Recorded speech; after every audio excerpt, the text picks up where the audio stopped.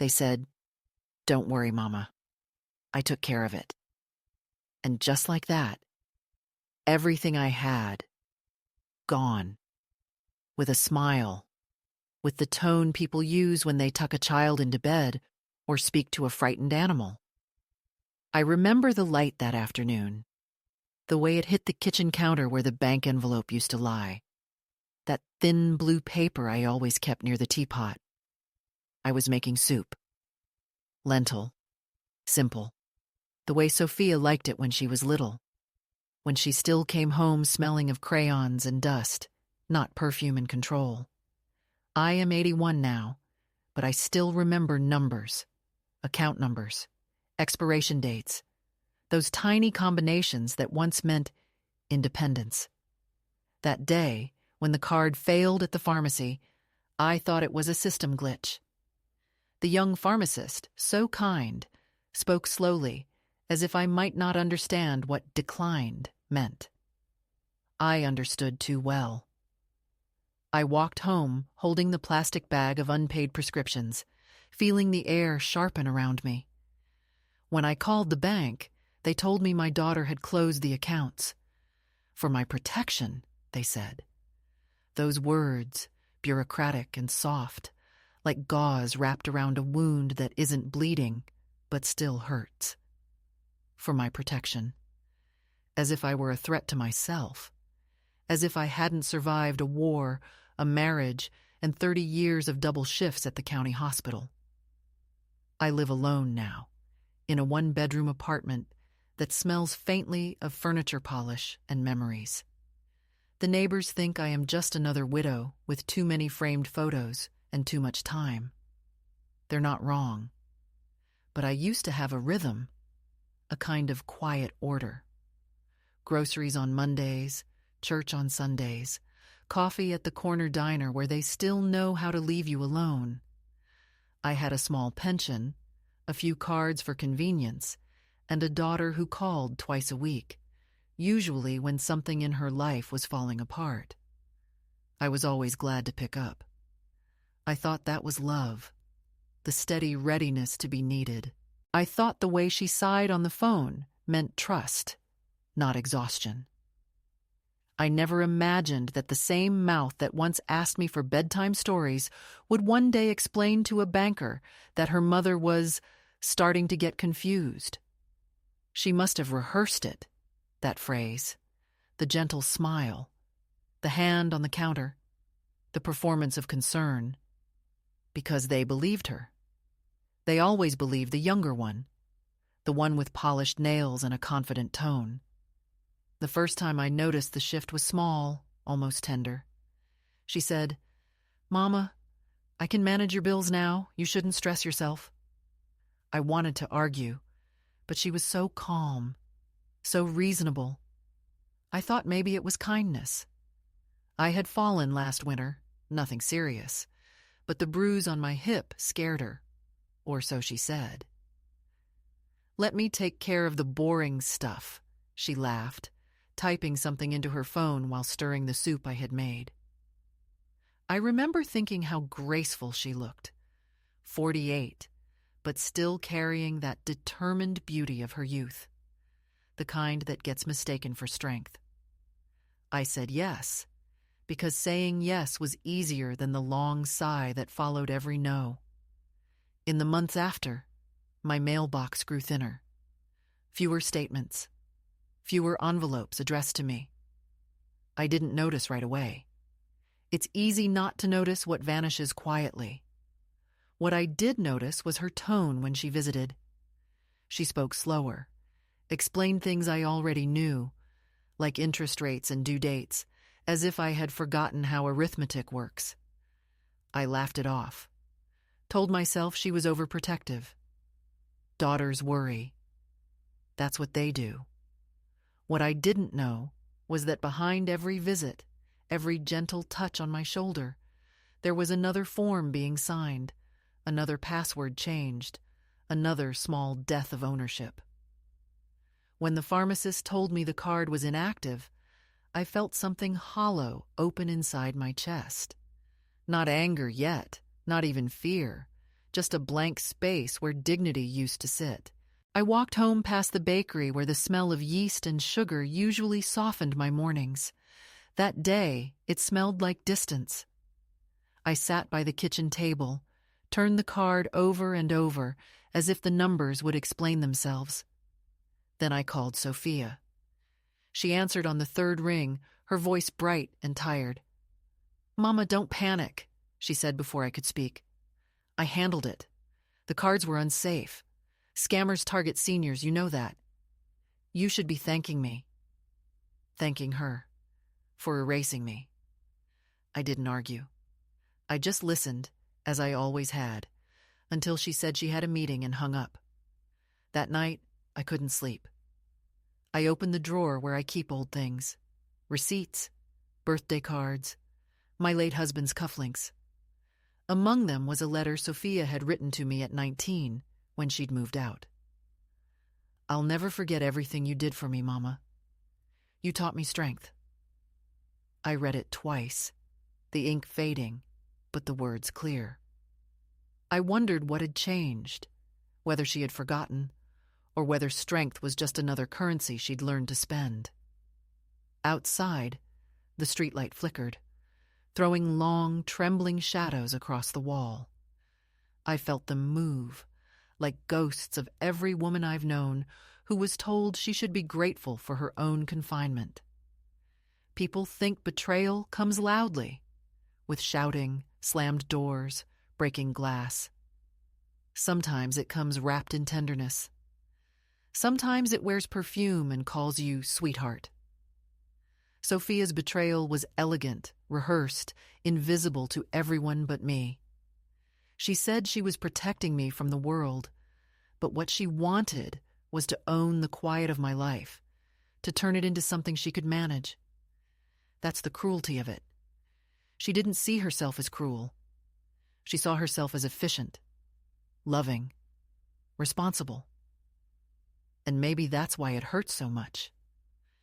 Because when a stranger steals from you, at least you know who to blame. I tried to make sense of it, to rationalize, to find some reason that would let me sleep. Maybe she was under pressure. Maybe she had debts again. Maybe it was just temporary. I brewed tea, sat by the window, watched the orange light crawl across the buildings opposite mine.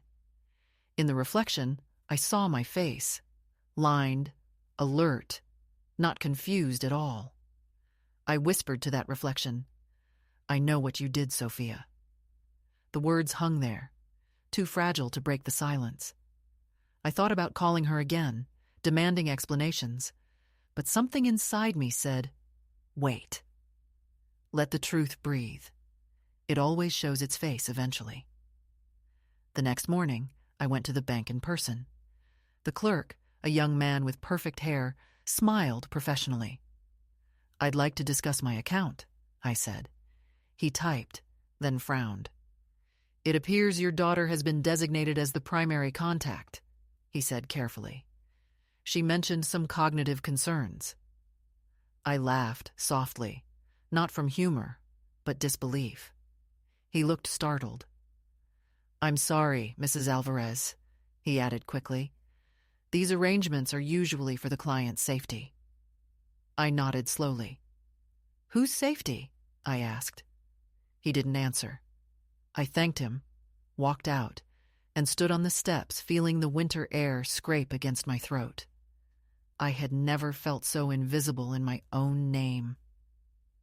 When I got home, there was a voicemail from Sophia. Her voice was tight but coated in sugar.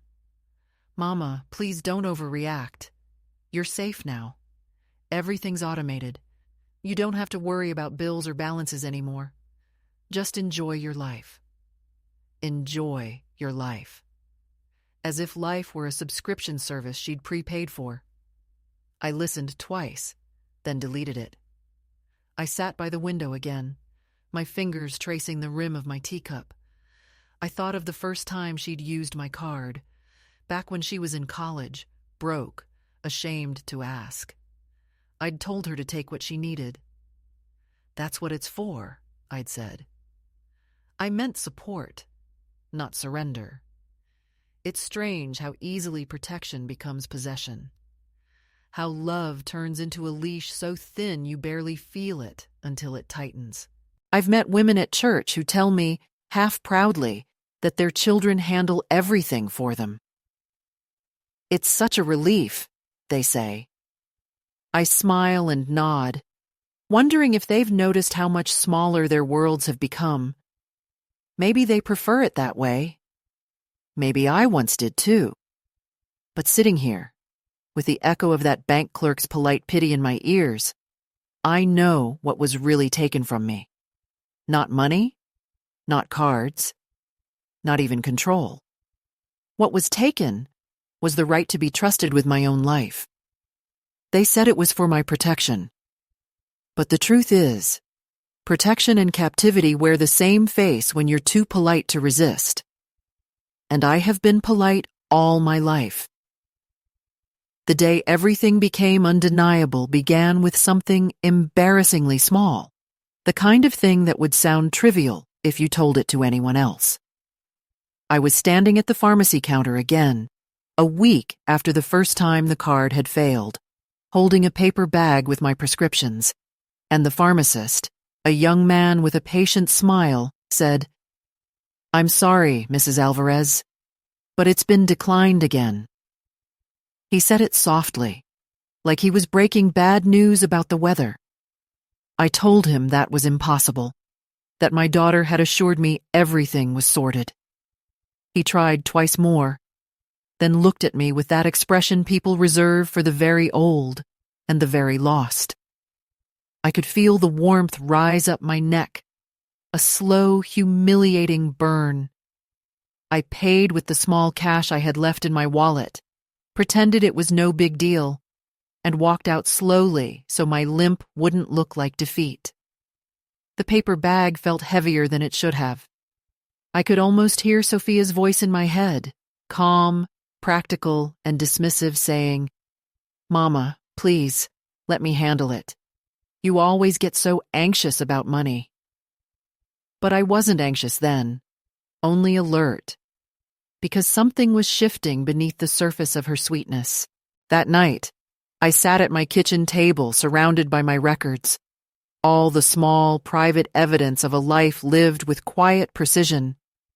Utility bills neatly folded, receipts clipped, tax returns dating back to when I still filed jointly with my husband. Everything balanced, everything documented. Except now, half the envelopes bore her handwriting, the looping signature that had begun to replace mine in places I hadn't authorized. I found a letter from the bank that had been redirected to her address. The postmark was from 3 months ago. It stated that a temporary guardian arrangement had been established to oversee my accounts. I read it 3 times, each time slower, my breath flattening.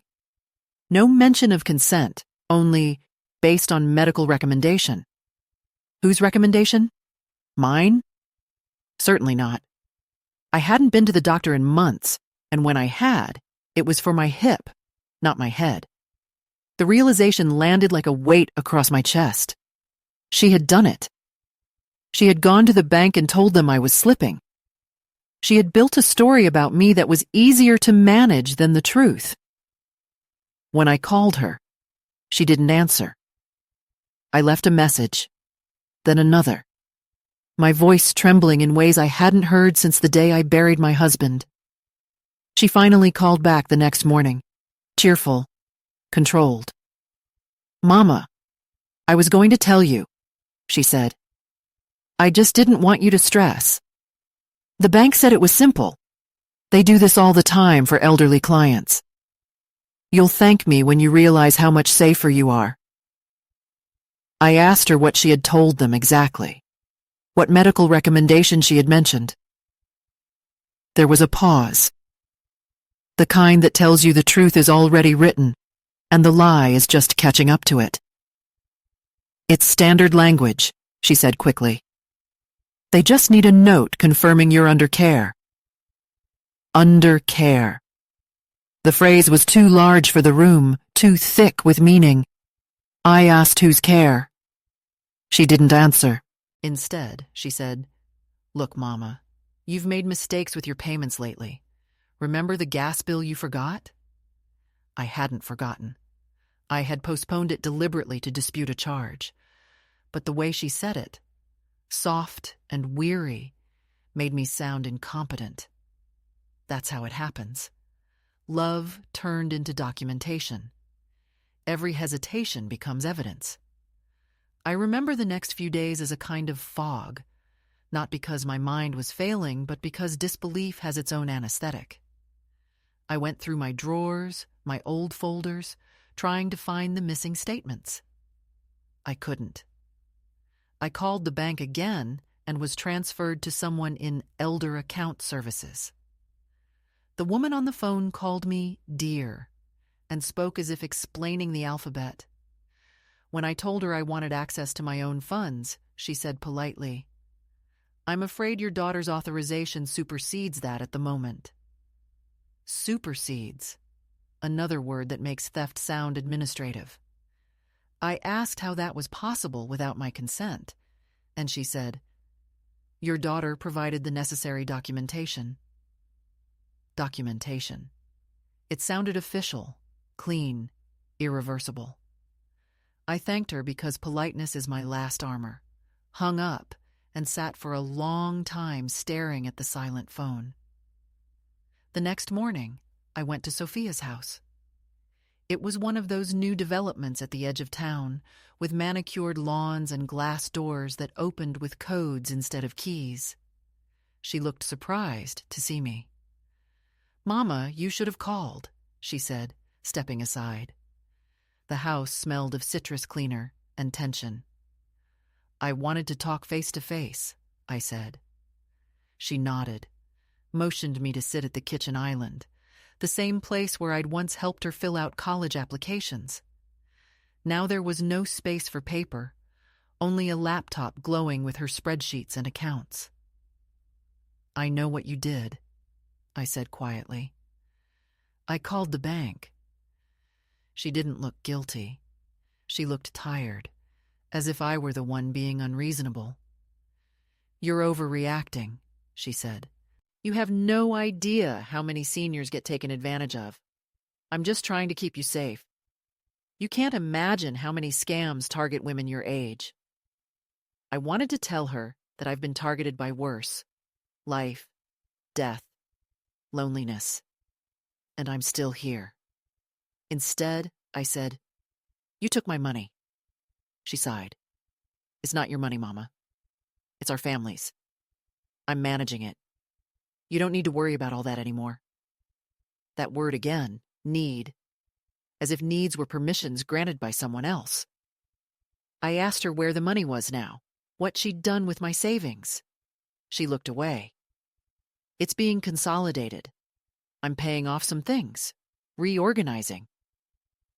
I knew what that meant. Credit cards, private school tuition for her son, maybe even the renovation she'd been bragging about.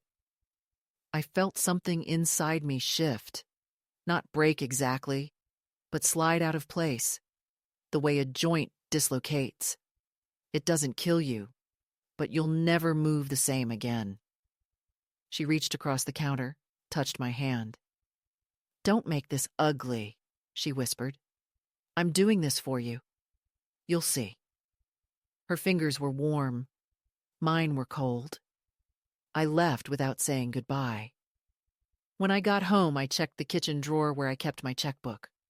Gone. The envelope of emergency cash. Gone.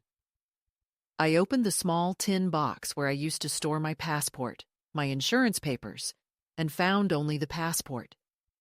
Everything else had been neatly removed.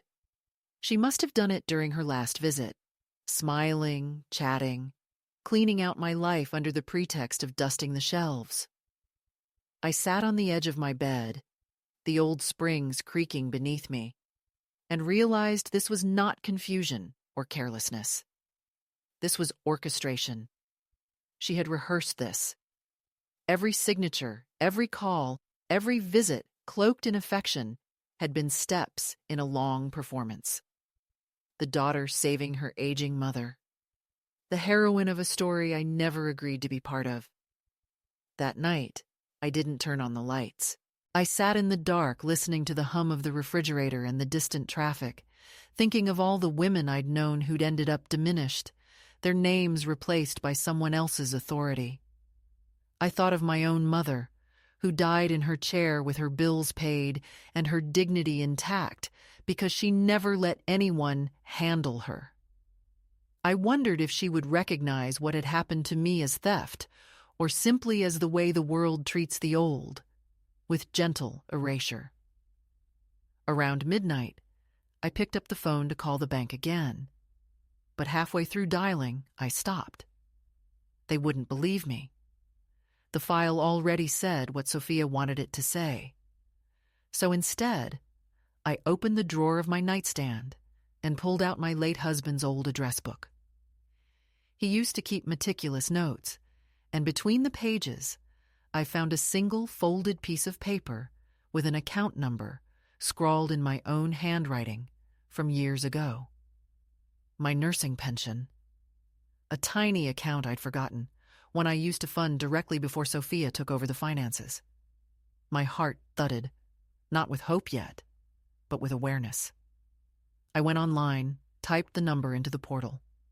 The account existed. The balance was modest but untouched. It was mine. That discovery didn't fix anything yet, but it changed the texture of the air. I wasn't helpless. Not entirely. I closed the laptop, turned off the light, and whispered into the darkness. "You can't erase me." The words sounded strange, too firm for the thin night. But they were mine. And for the first time in months, I slept. The next morning, I woke before dawn, brewed coffee, and watched the light creep across the floor. Everything looked ordinary, the table, the kettle, the worn curtains. But inside me, something had rearranged. The betrayal wasn't an ending. It was an opening, brutal but necessary, like the tearing of fabric before you can stitch something new. I didn't know what I would do yet, only that I would no longer be the passive recipient of her version of love. Because love, when it demands your silence, is not love. It's custody. The days that followed moved with the slow heaviness of damp linen, and though nothing violent happened, everything around me began to sound slightly off, as if the world had developed a faint echo I couldn't shake. The calls from Sophia became more frequent now, and always with the same syrupy tone, the tone of someone who has decided they are the hero of a fragile story. She would start with, "How are we feeling today, Mama?" We, as if my life had become a shared account of emotions she could log into at will. I tried to answer politely, keeping my voice steady, pretending I didn't notice the plural. "We're fine," I would say, and hang up before she could start listing the new ways she was keeping me safe. She told me she had enrolled me in an automatic grocery delivery service, so you don't have to carry heavy bags anymore. And though part of me wanted to be grateful, another part, the part that still remembered the pleasure of choosing a bruised peach with my own fingers, felt insulted. When the first delivery came, the driver handed me a box sealed with tape, printed with her company's logo. Inside, rows of identical items, microwavable soups, low-sodium crackers, instant oatmeal, all the color of resignation. Even my food was curated for manageability. I began to notice small absences, the kind that don't announce themselves, but accumulate until you realize you're living in a curated silence. The phone rang less often, and when it did, it was always Sophia. The old friends who used to call on Sundays stopped reaching out. At first, I thought it was coincidence until I asked Helen, my neighbor from 2 floors down, if she had tried calling recently. She looked puzzled. "Your daughter said you weren't taking calls anymore," she said, apologetic, as if she had intruded on a hospital ward. She said you were resting. I smiled and told her that was kind of Sophia, then went upstairs and sat for a long time in the dark, feeling the thin wall between care and censorship dissolve completely. Sophia had not only taken my money, she had begun taking my voice, piece by piece, phrase by phrase, until all that was left was the quiet she could manage. Around that time, she began visiting unannounced, always with the same gentle authority that made protest sound childish. "Mama, I just wanted to check on you," she would say, breezing in with her oversized tote bag and her perfume that smelled faintly of lilies and control. She would rearrange things without asking: the bills, the medicine cabinet, the curtains. "You need more light," she would comment, pulling them wide open as if she could cleanse the room of resistance. I watched her move through the apartment like a contractor surveying damage, taking mental inventory of what needed to be handled. Once I caught her going through my drawers. "Just making sure everything's organized," she said, with that smile that doesn't reach the eyes. I wanted to tell her to stop, to leave, but the words caught somewhere between my throat and the air. She kissed my forehead before leaving, as if sealing the silence there. What I didn't tell her was that I had begun making my own kind of inventory, too. I started keeping a small notebook, writing down every visit, every purchase, every word she used to disguise control as affection. I wrote about the day she replaced my phone with a new one, saying, "This one's easier for you, Mama. It's got fewer buttons." I discovered later that it had fewer numbers, too. Half my contacts had disappeared, including my lawyer, the bank, and my sister's daughter in Arizona. "Simpler," she said when I confronted her. I didn't argue. I simply took the phone back, turned it off, and placed it in a drawer next to the small pension card she didn't know existed. The card had become my talisman, a small square of plastic that hummed with the possibility of choice. Each night, I sat by the window with the notebook open and listed the subtle changes in my landscape. The mail now rerouted, the doctor's receptionist who suddenly asked to confirm things with Sophia before scheduling appointments, the neighbor who stopped waving because she assumed I was under supervision. It was like watching my own life fade at the edges, replaced by the neat handwriting of someone else. I tried to remind myself that she wasn't cruel by intention, that perhaps in her own mind she was doing what daughters are taught to do: manage, prevent, protect. But good intentions are only weapons without guilt, and hers were sharp enough to cut through what little selfhood I had left. One morning, I found a note taped to my door in her handwriting. "Mama, I've arranged for the cleaning service to come twice a week. Please don't pay them. It's all on me. Love you." I stood there staring at it. The neat loops of her penmanship that once wrote Mother's Day cards now reduced to instructions. I didn't want strangers in my house. I didn't want to be scheduled, sanitized, or supervised. I tore the note in half, then taped the halves back together and kept it in my notebook as proof. Not of her malice, but of the gradual erasure of my boundaries. The cleaning service arrived anyway, 2 young women who looked embarrassed to see me home. "Your daughter said you'd be out," one of them murmured. I wasn't. I sat on the couch while they cleaned around me, wiping surfaces that didn't need wiping. It was like attending my own rehearsal for disappearance. The next stage of her care came disguised as generosity. "I've transferred your prescriptions to a mail-order pharmacy," she said over the phone, "so you won't have to go out in bad weather." I told her I liked walking. She sighed, that practiced, gentle exasperation. "Mama, you'll thank me?" But I didn't. Instead, I found myself walking anyway, even without errands to justify it. I would walk down to the river, past the row of houses where people were still allowed to open their own mail, and sit on a bench with my coat buttoned high. I didn't speak to anyone. I didn't need to.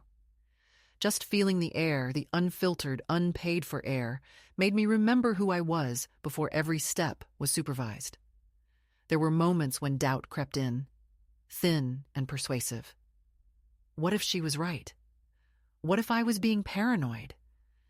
I'd catch myself checking the stove twice, forgetting where I put my reading glasses, and think maybe I was slipping after all.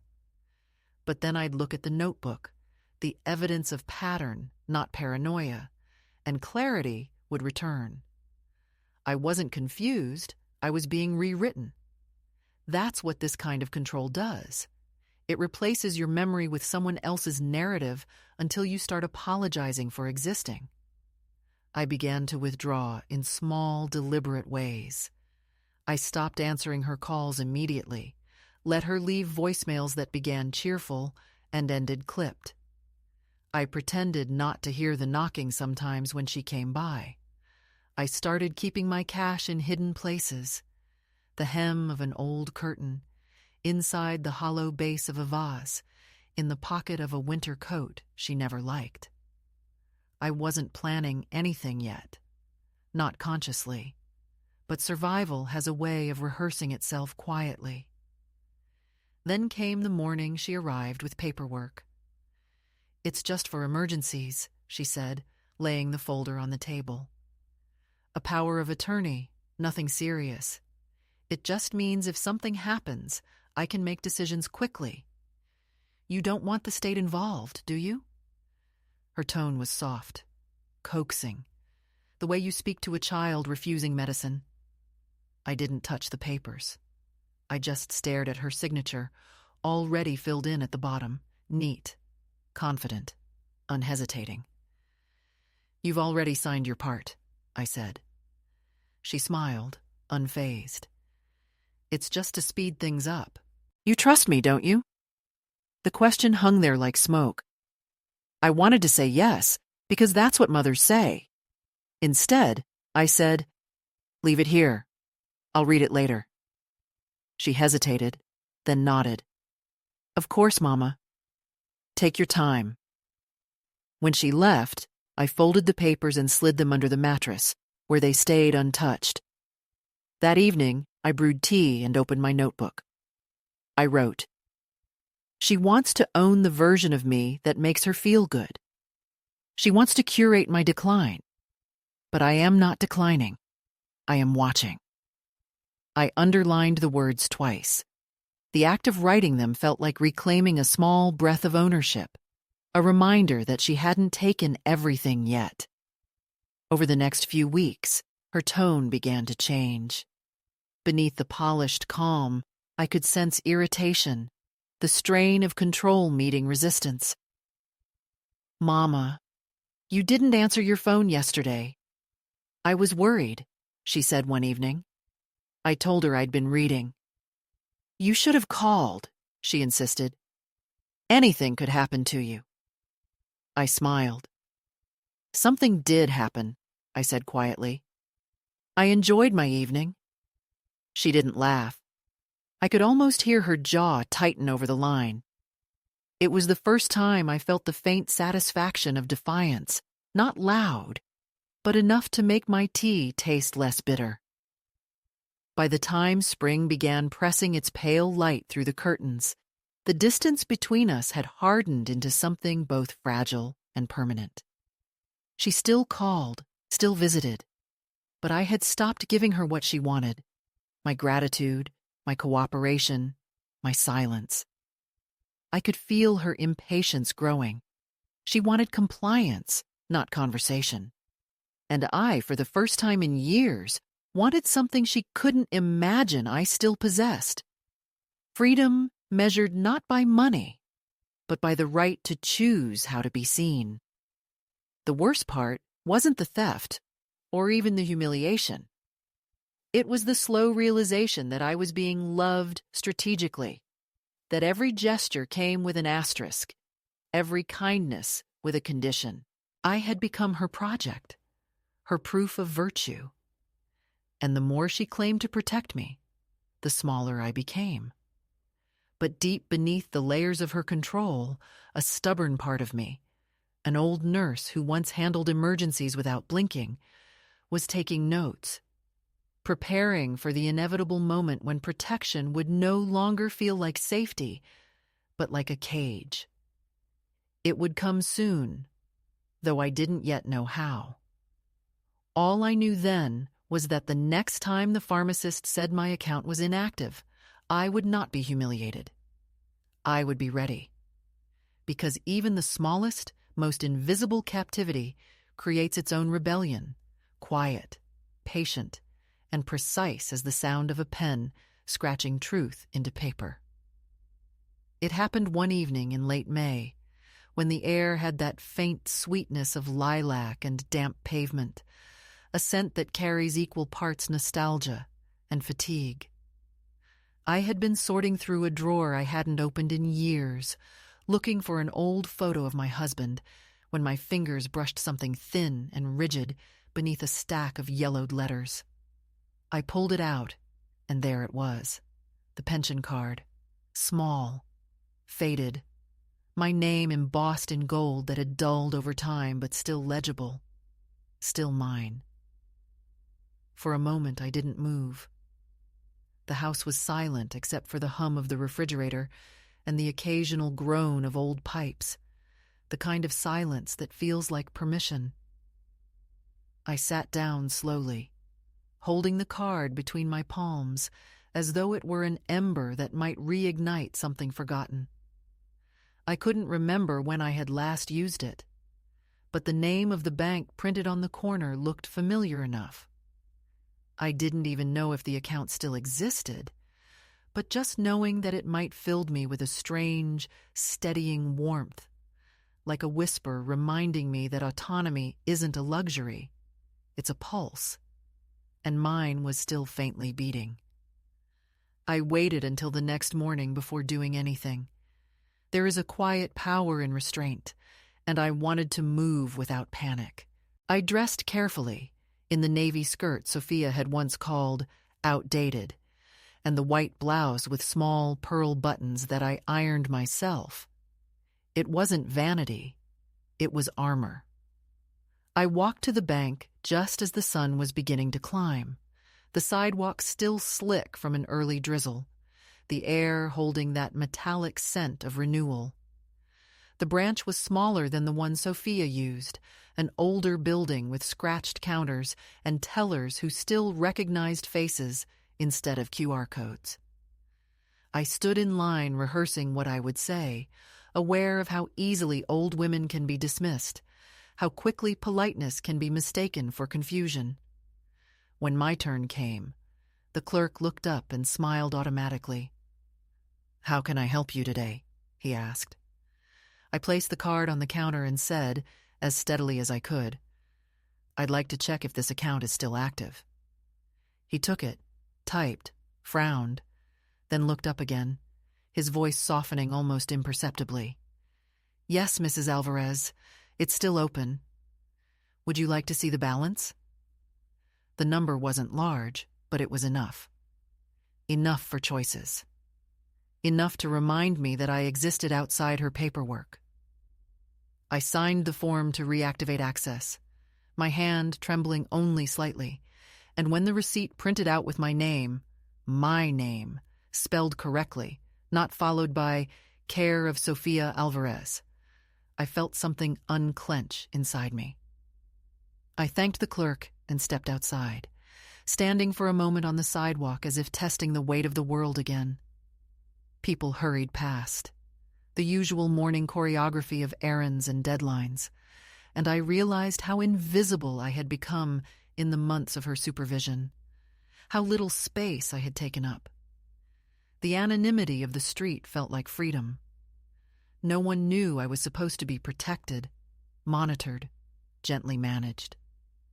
Out here, I was just another woman with a bank receipt folded neatly in her purse and a bus schedule in her pocket.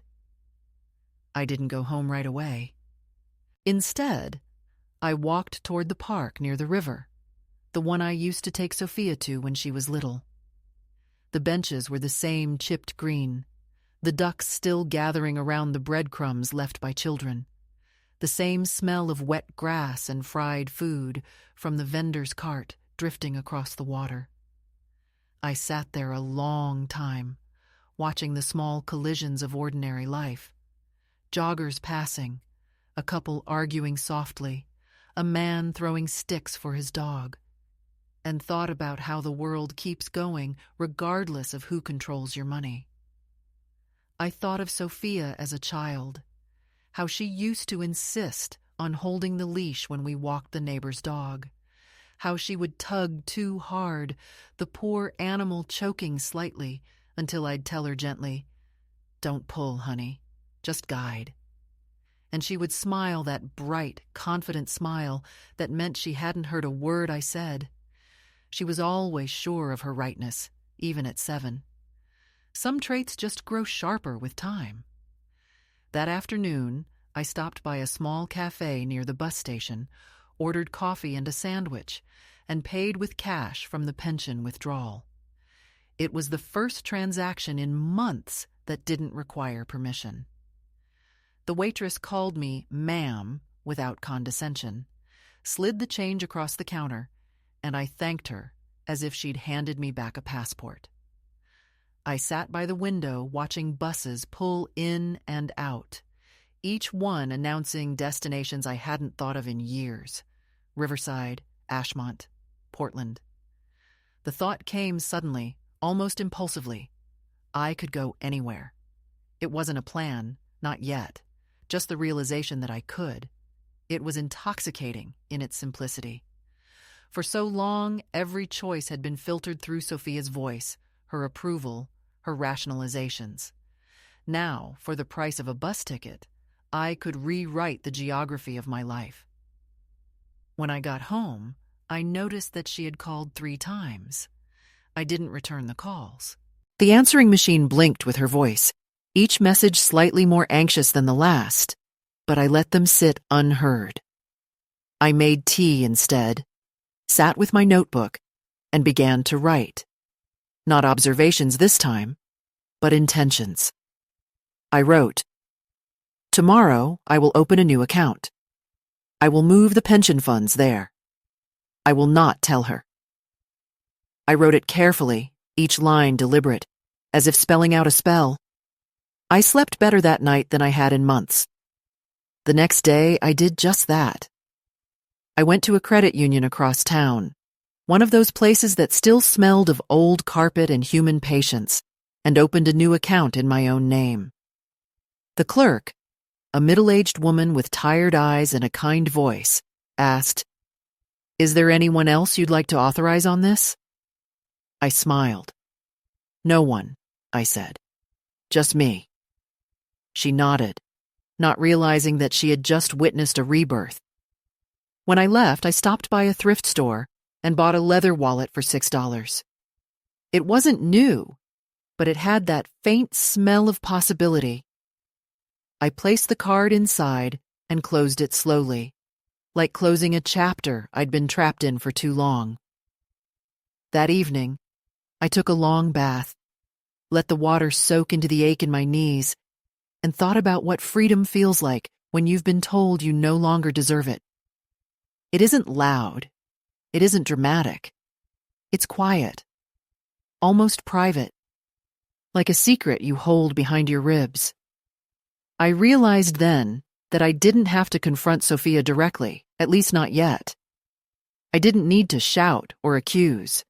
I just needed to reclaim the small, practical corners of my life until the sum of them built something solid. So I began making changes. I called the utilities and changed the mailing address back to mine. I requested paper statements instead of electronic ones. I even bought a small safe from a hardware store and tucked it under the bed, filled with nothing but documents bearing my signature. Each act was small, almost invisible, but together they formed a rhythm, a slow, deliberate return to self. I noticed how even my posture changed, how I began walking with a steadier gait, how my voice stopped hesitating on phone calls. I was no longer waiting for permission.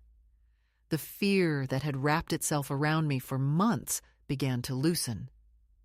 Sophia called again and again, her messages alternating between irritation and affection, as if testing which version of herself would bring me back under control. I didn't respond. Instead, I took to walking every evening at sunset, letting the city remind me that autonomy is not an age but a habit. One evening, as I returned from the park, I passed a small community bulletin board outside the library. Among the usual notices for piano lessons and lost cats, there was a handwritten sign. Room for rent. Quiet tenant preferred. Cash monthly. Inquire within. The words seemed to shimmer under the streetlight. I took a photo of the number, though I didn't know why yet. Maybe because it represented a door I might someday walk through. Maybe because I finally believed I could. That night, as I wrote in my notebook, I realized that something fundamental had shifted. This wasn't just about money anymore. It was about authorship, the right to write my own story before someone else published a false version of it. I poured myself a small glass of sherry, raised it slightly toward the window's reflection, and whispered, "To small accounts and large awakenings." I laughed softly at my own sentimentality, but it felt good to say it aloud. By the end of that week, I had more than a card and a plan. I had direction. I didn't know yet where it would lead me, only that for the first time in years, my days belonged entirely to me. When I woke up, the morning light seemed less like an intrusion and more like an invitation. I had thought freedom would come with noise, confrontation, or even drama, but no. It arrived quietly, wrapped in the ordinary gesture of an old woman standing at a teller's counter, reclaiming her name on a piece of paper. I folded that receipt into my notebook, next to the pages filled with her lies, and closed it with a sense of calm that felt almost holy. The balance wasn't large, but it was enough to buy a bus ticket, a warm coat, or maybe even a beginning.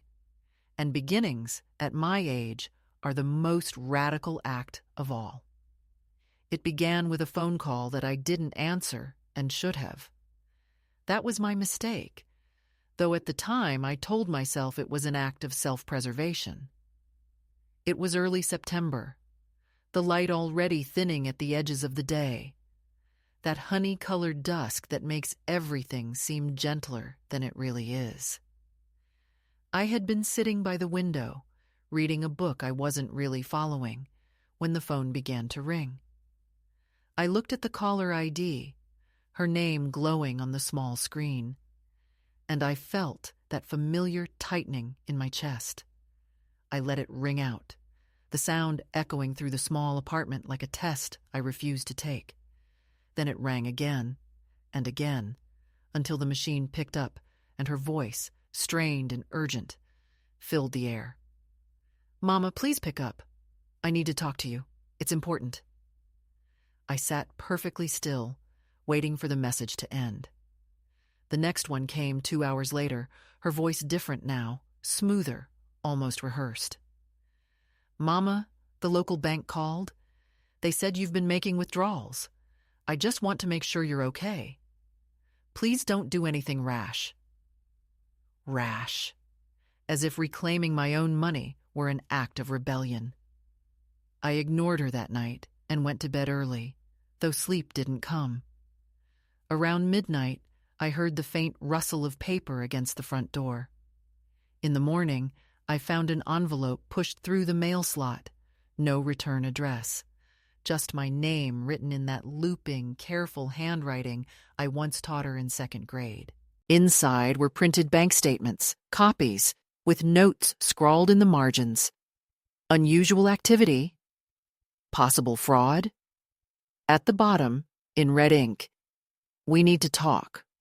Please don't make this harder.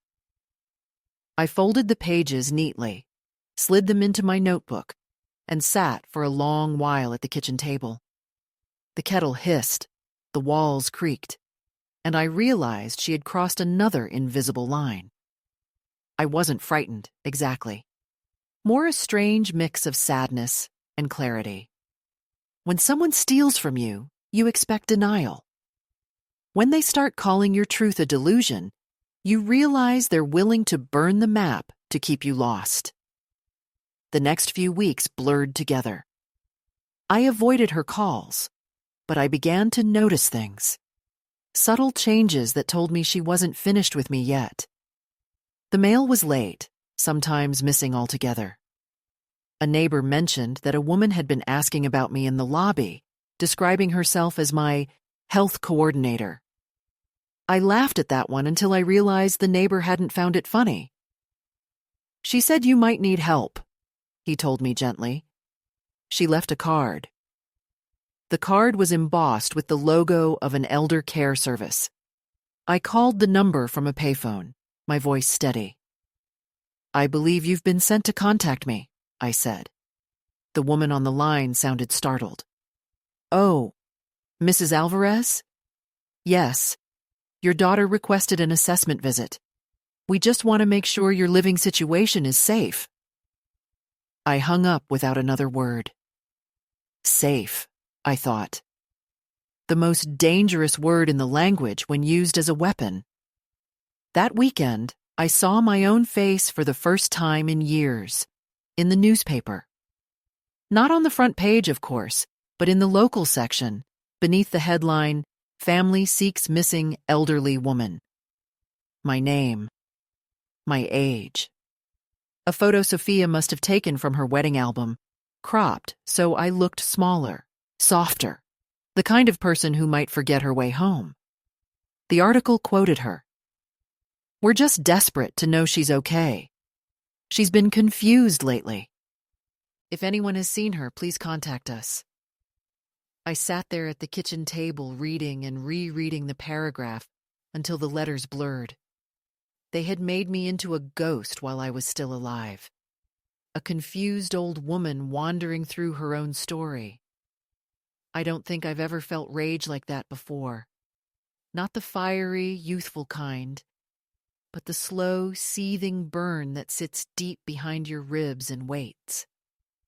I folded the paper, slid it into the same drawer where I kept the pension receipt, and whispered to the empty room, You wanted to erase me, but you've only drawn me sharper. After that, I stopped waiting for permission entirely. I opened a post office box under my own name so no one could intercept my mail. I began volunteering twice a week at the community library, shelving books, answering questions from children who spoke to me as if I were just another person, not a problem to be managed. It was there that I met Rachel, a retired social worker with kind eyes and the sort of voice that made you tell the truth without meaning to. She was the one who told me about the legal clinic downtown. You don't have to live under someone else's guardianship, she said, matter-of-factly, when I finally told her what had happened. They scare you into thinking you're powerless, but it's reversible. You can file for reinstatement of autonomy. The phrase sounded almost biblical, like resurrection in bureaucratic form. She helped me fill out the first forms, her hands steady, mine trembling only a little. Sophia must have sensed the shift, because her next move was swift. A knock at my door one evening, firm, not frantic. I opened it, and there she stood, immaculate as always, her hair perfectly blown out, her perfume faint but deliberate, the smell of money and resolve. We need to talk, she said, stepping inside before I could answer. She looked around the small apartment as though she were cataloging evidence of decline. You've been busy, she said, her voice calm but edged. I saw the withdrawals. And the article. Why didn't you call me when you saw it? You made me look desperate. I almost laughed. You didn't need my help for that, I said quietly. Her jaw tightened. Mama, please. You can't do this. You're making things difficult. I've spoken to a lawyer. If you keep acting like this, they'll think you're unwell. They who? I asked, though I already knew. The authorities, the bank, everyone. She sat down at the table, crossed her legs, and exhaled heavily. You've always been so stubborn. Why can't you let someone help you? I looked at her then, really looked, and for the first time I saw not power, but panic. There were fine lines at the corners of her mouth I hadn't noticed before, and beneath the practiced calm was a flicker of fear. Fear of losing control, of exposure, of a narrative unraveling. You think help means control, I said softly. You don't even know the difference anymore. She stood up abruptly. I know you're not thinking clearly, she snapped. You're acting irrationally. It's not safe for you to live like this. I smiled. Safe, I repeated. There's that word again. She froze, realizing too late that I was no longer the woman who nodded through her explanations. If you really believe I'm unwell, I said, call whoever you want, but I'll be ready when they come. And I was. The next week, a man in a suit appeared at my door. Mrs. Alvarez, he said, his tone polite but clinical. I'm from Adult Protective Services. We received a report expressing concern about your well-being. He carried a clipboard, the modern equivalent of a sword. I invited him in, offered him tea, and answered his questions with a precision that bordered on performance. I showed him my bank statements, my volunteer schedule, my independent lease. I even offered him a slice of lemon cake cooling on the counter. By the end of the visit, his tone had softened. You seem perfectly capable, he admitted. I'll note that the complaint was unfounded. I nodded and thanked him, and when he left, I sat down and laughed until tears came. It wasn't joy. It was relief sharpened with disbelief that I had to prove my sanity in my own kitchen. That encounter emboldened me. I called the lawyer Rachel had recommended, a woman named Janet who specialized in elder rights. She listened without interruption, her face unreadable except for a small twitch at the corner of her mouth when I described Sophia's "for your protection" narrative. Classic financial control, she said flatly. We see this all the time. The language of love used to strip autonomy. The good news is, you're ahead of it. We can file for full reinstatement and report the fraudulent access. The word fraudulent rolled through the room like thunder. You mean press charges? I asked quietly. If you want to, she said. You're under no obligation to protect her. I thought about that for a long time. Obligation, the currency of motherhood. I had spent decades confusing it with love. When the papers were finally filed, I didn't tell Sophia. The next time she called, I answered just once to say, everything is being handled. Don't worry about me anymore. She tried to ask questions, but I hung up. It was the first time I'd ever ended a call with her first. That night, I felt both elated and guilty, two emotions that often arrive together when you start saving yourself. A few days later, she came again, but she didn't come alone. She brought a man I recognized from the bank, a manager who had once refused to let me withdraw cash without her approval. He looked uncomfortable, but he followed her inside anyway. We just want to clarify some things, she began, her voice calm, professional. There's been confusion about the accounts. I sat across from them, folded my hands, and said nothing. The man cleared his throat. Mrs. Alvarez, your daughter has been concerned about some recent activity. We just need to confirm that you initiated these transfers. I did, I said simply. All of them. He hesitated. And you're aware that you removed her as cosigner? I am. He nodded slowly, sensing the futility. Sophia's smile faltered. Mama, you're making a mistake. You don't understand how complicated this is. I met her eyes. You're right, I said. I don't understand.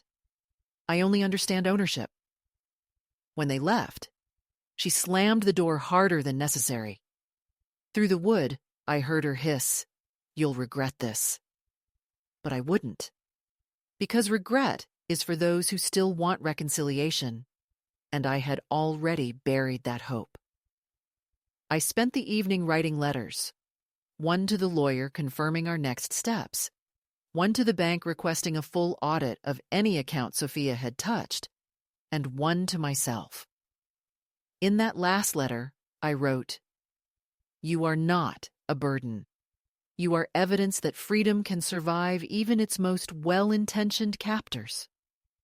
I sealed it and tucked it into the notebook with everything else: the article, the bank receipts, the notes from her visits.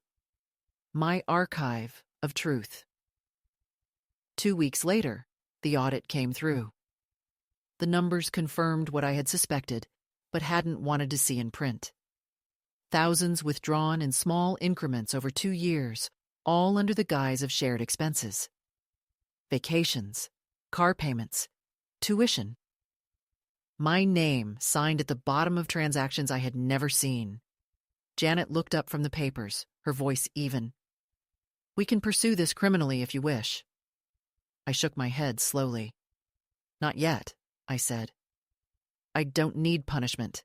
I need distance." She nodded. Sometimes that's the greater victory.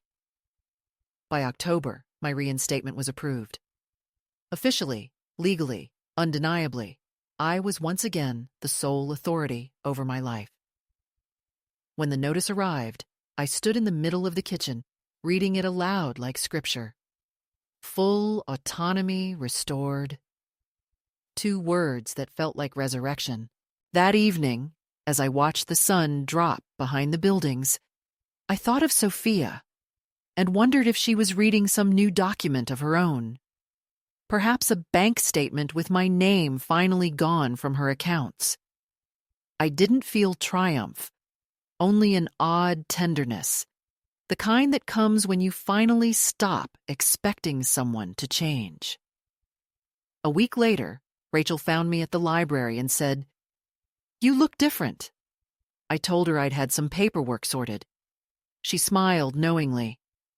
"Paperwork can save a soul if you fill it out right." That night, I walked home slower than usual. Not because I was tired, but because I wanted to savor the simplicity of walking without looking over my shoulder. The city lights flickered, the air smelled of rain and exhaust, and somewhere in that mix was the quiet scent of freedom. Unremarkable, practical, and entirely my own. It would not be the end, of course. She would call again. She would find new ways to test the borders of my silence. But something irreversible had already happened. I had stopped being afraid of being alone, and that, more than any bank account or legal decree, was the real restoration.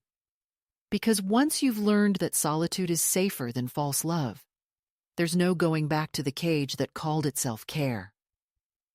The final break came on an ordinary Tuesday morning, the kind of morning that carries no warning in its light. The world outside my window looked perfectly still, the street below half empty, a delivery truck idling at the corner, the same rhythm as any other day. Yet I felt something electric under the quiet, that prickling sense of an ending approaching even before it shows its face. I had made coffee, turned on the radio, and was about to sit down with the morning paper when I heard the knock. Not the timid kind of someone asking permission, but the deliberate rhythm of someone who believes they already have it. I opened the door expecting perhaps the mailman, but there she was, Sophia, standing with her arms crossed, a manila folder in one hand, and her expression a strange blend of exhaustion and defiance. For the first time in months, she didn't bother to pretend tenderness. "We need to fix this," she said flatly, stepping past me into the apartment. Her perfume followed, that expensive scent I used to admire, now cloying, invasive. I closed the door quietly, more for composure than consent. She set the folder down on the table and began pulling out papers. "These are the updated account details," she said briskly. "You've made a mess of things, Mama. I've been talking to the financial advisor, and he says we can still restructure if you'll just sign these forms. Otherwise, you're going to lose everything." Her words came like an echo of all the old manipulations, but this time, I didn't feel the familiar wave of confusion. There was a clarity to my calmness, as though every previous humiliation had been preparation for this exact moment. I sat opposite her, folded my hands, and asked softly, "Lose what exactly?" She blinked, unprepared for my composure. "Your stability," she said quickly, as if reading from a script. "You don't understand how finances work anymore, Mama. You've been misled. You've probably been scammed. I can still protect you, but you need to trust me again." Her voice trembled slightly at the end, betraying her. I looked at the forms she had spread across the table. Dense paragraphs, fine print, a signature line already marked with a small, sticky tab. My name typed neatly at the top, as though I had already agreed to surrender. "You forged my signature once," I said quietly, not accusing, simply stating a fact. "Did you think I wouldn't recognize the handwriting?" Her eyes widened, then narrowed. "You're imagining things," she said, her tone shifting from persuasion to irritation. "You've been talking to people who don't know what they're doing. They're filling your head with nonsense." I leaned back, my voice steady. "The bank investigator doesn't think it's nonsense. Neither does the lawyer. The case number's been assigned." Her lips parted, then closed again, the practiced veneer cracking. "You wouldn't," she whispered. I didn't answer right away. I watched her as she reached for her phone, as if confirmation could still be erased through a call. I could see the small tremor in her hand. It wasn't guilt. Not yet. Just fear of consequence. "You made me do this," she said suddenly, the old tactic rising like instinct. "You're impossible to deal with. You never listen. You never let anyone help you." The words that once would have pierced me now sounded strangely hollow. "You call it help," I said. "I call it erasure." I stood up slowly, went to the small cabinet near the window, and retrieved the folder I had prepared days earlier. The documents from the lawyer, the bank statements, the written affidavit confirming fraudulent transactions. I placed them next to her forms, the contrast so stark it almost looked theatrical.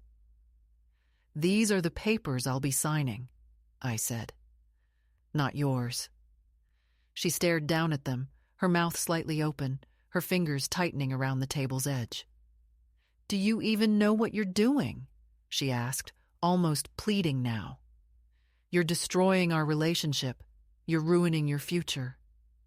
I smiled faintly. "My future," I repeated. "That's the first time you've used those words as if it still belongs to me." There was a long silence between us, the kind that used to signal reconciliation, but now only widened the distance. She started pacing, muttering something about ungratefulness, about all she had sacrificed, the long years of worry and responsibility. I let her speak, Not because I owed her my silence, but because I wanted to see the performance through to its final act. When she paused for breath, I said quietly, "You took my money, my mail, my voice, and called it love. But love doesn't demand silence. It listens." She laughed bitterly. "You've turned everyone against me. Even strangers think I'm some kind of villain." I looked at her then, really looked. The lines of fatigue around her eyes, the expensive watch on her wrist, the brittle desperation in her posture. And for a fleeting moment, I felt pity. Not forgiveness, just pity. Because in her hunger for control, she had built a cage and convinced herself it was protection. For both of us.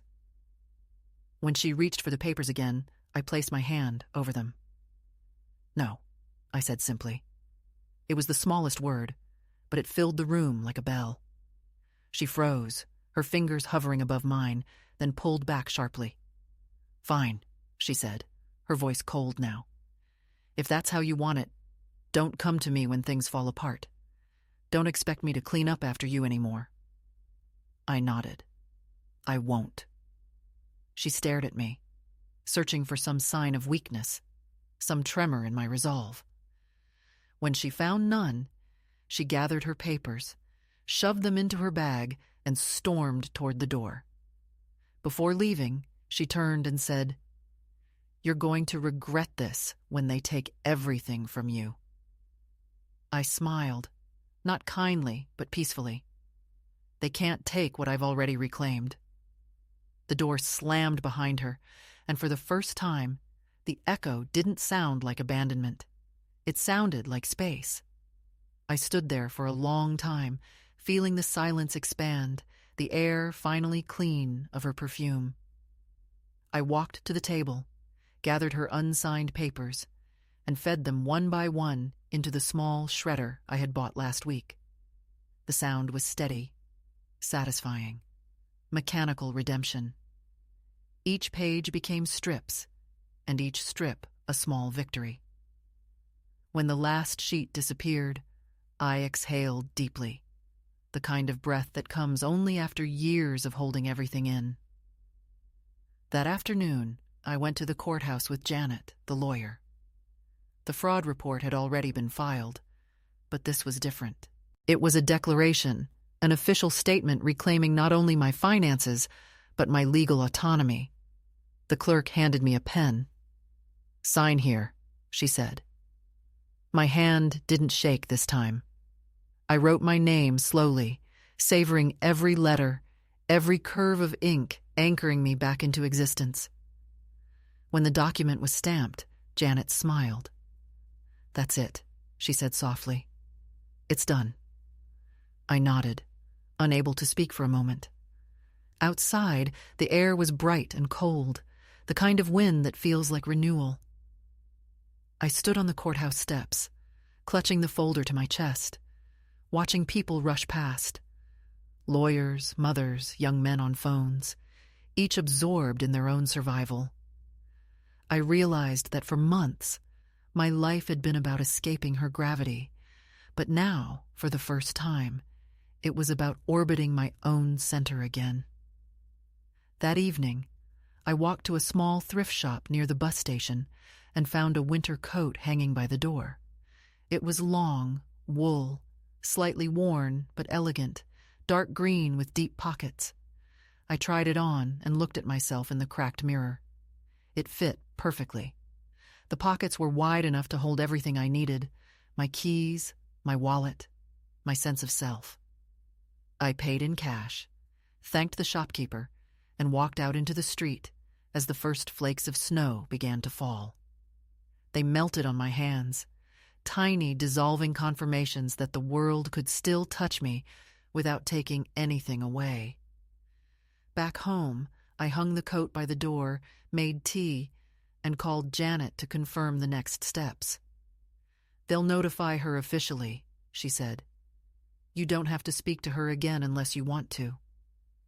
I thanked her, and when we hung up, I sat in the dark for a while, watching the city lights flicker outside the window. I thought about all the years I had spent believing that love required endurance, that good mothers absorb harm silently so their children can thrive. I had mistaken submission for devotion, quiet for grace. But grace isn't silence. It's truth spoken softly, finally, after too many years of swallowing it. Before going to bed, I took out my notebook, the one filled with months of notes and records, and turned to the last page. In my neat, deliberate handwriting, I wrote, "Today I ended it. Not the relationship, but the captivity disguised as love. I have my name, my money, my peace. Let her keep her stories. I'll keep my life." I closed the notebook, placed it beside my bed, and lay down. Outside, the wind was rising, the season shifting, the city breathing in slow rhythm with my own chest. For the first time in a long while, I didn't feel like an old woman waiting for something to happen to her. I felt like a woman who had done something irreversible. I dreamt that night of a train station, of myself standing on a platform holding only a small bag and the green coat, the schedule board flickering destinations I couldn't yet read. I wasn't afraid of not knowing where to go. I was only grateful that the choice was finally mine. The silence after the storm was not the kind that unnerves. It was the kind that heals, that steady and nearly sacred quiet which fills a space when all the shouting has finally stopped. Days began to fall into a rhythm again, not the old one that had been managed and corrected by another's will, but a new rhythm, slower, patient, entirely my own. I woke before dawn most mornings, made coffee the way I liked it, strong, slightly bitter, and opened the window to let the air in, no matter how cold it was. The city outside no longer felt like a map of threat. It was simply a living thing, moving around me but not against me. Sometimes I caught my reflection in the glass and barely recognized the face there, not because of age, but because of peace. It wasn't the peace of ignorance or surrender. It was the peace that comes from surviving without apology. There were still bruises, of course, invisible ones, the kind that don't fade but stop aching once you stop touching them.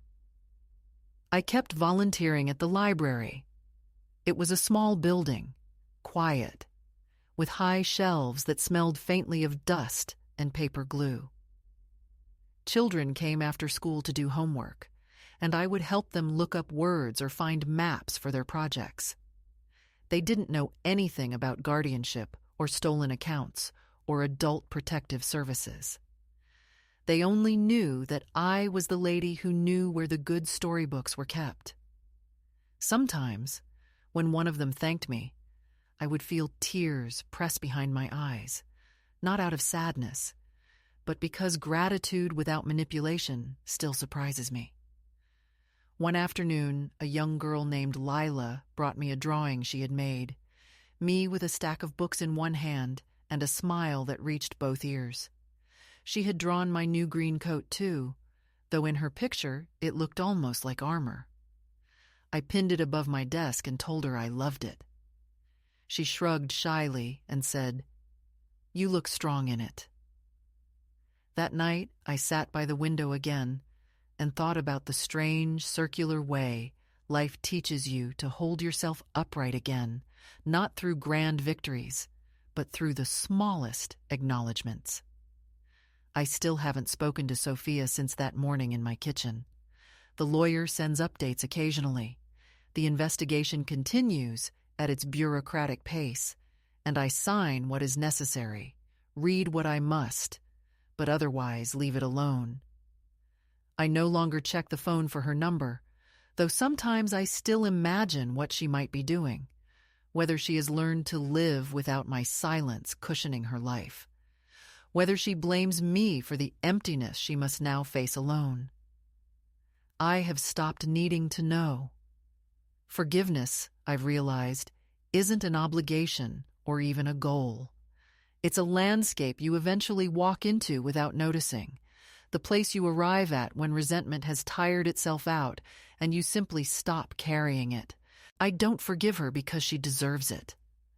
I forgive her because I deserve the weightlessness of not thinking about her every time I pay a bill or walk past a bank.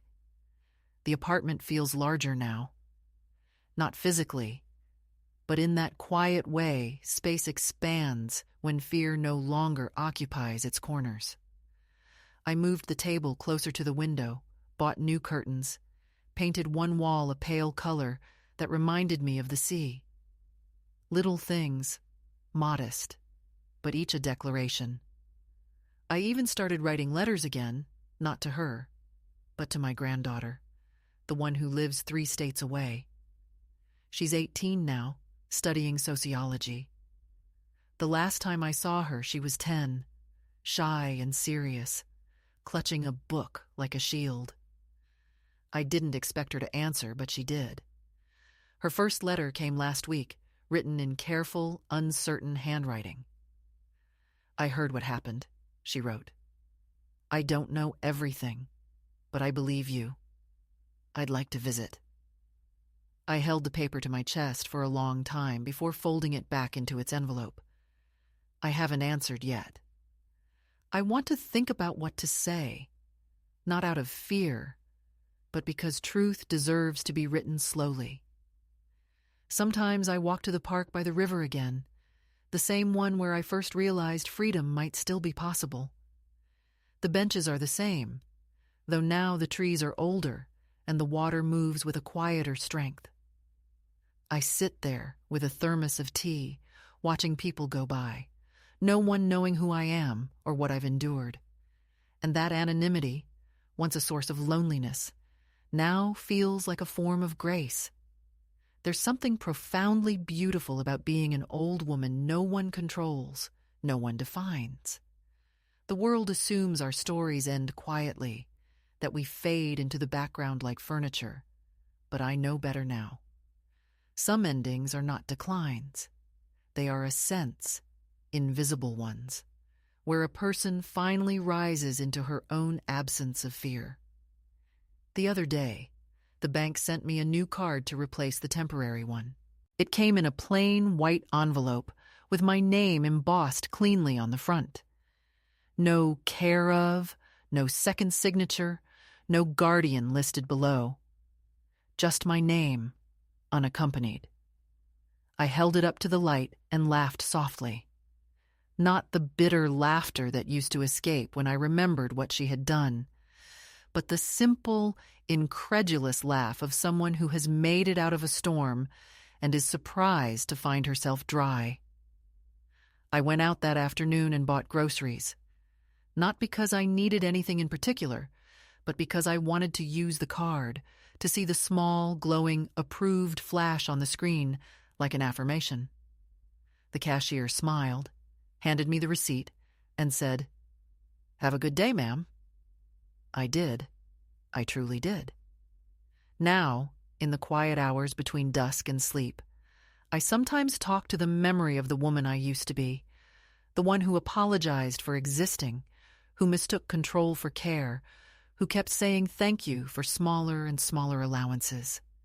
I tell her that she's safe now, that she can rest, and in those moments, I can almost feel her exhale, fading gently back into the shadows where she belongs. I am not naive. I know age brings its own kind of fragility, that independence is never absolute. But even if one day I need help again, I will choose who gives it. That is what freedom means to me now, the right to decide whose hands I place my life in. Sometimes women my age stop me after church or at the grocery store. They recognize something, maybe the steadiness in my voice or the lack of apology in my eyes. They say things like, "My daughter handles my accounts now. She says it's easier that way." And I always smile, not to judge, but to remind them gently, "Easier for whom?" They laugh awkwardly, change the subject, but I see the flicker of thought cross their faces. And that's enough. Because maybe, just maybe, they'll go home and check which name appears on their own envelopes. Tonight, before I sit down to write back to my granddaughter, I look at the notebook that started it all. The pages are full now, some smudged with tea, others wrinkled from being carried everywhere with me. I open it to the first entry. She said, "Don't worry, Mama. I took care of it." I read the lines slowly, the words that began my unraveling, and realized they no longer sting. They're just words now, part of a story that belongs entirely to me. I close the notebook gently and whisper into the quiet room. I took care of it too. Then I turn off the light, pull the green coat around my shoulders despite the warmth of the apartment, and sit for a moment in the stillness that used to terrify me. It no longer does. It feels like home.